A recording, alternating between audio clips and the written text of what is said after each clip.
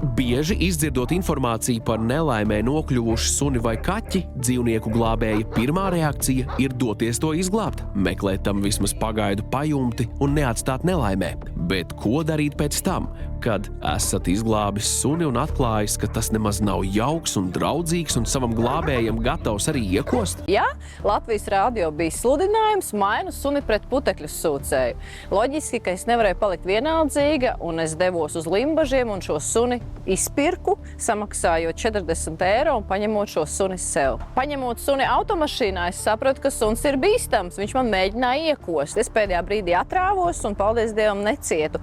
Loģiski, ka man no tā suņa bija bailes, un es mēģināju iekārtot viņu dzīvnieku patversmē kaut vai uz laiku, kamēr atradīsim jaunu saimnieku. Pateicoties dzīvnieku patversmē labās mājas, šis suns jau dzīvo šeit, bet, diemžēl, vairāk kā gadu.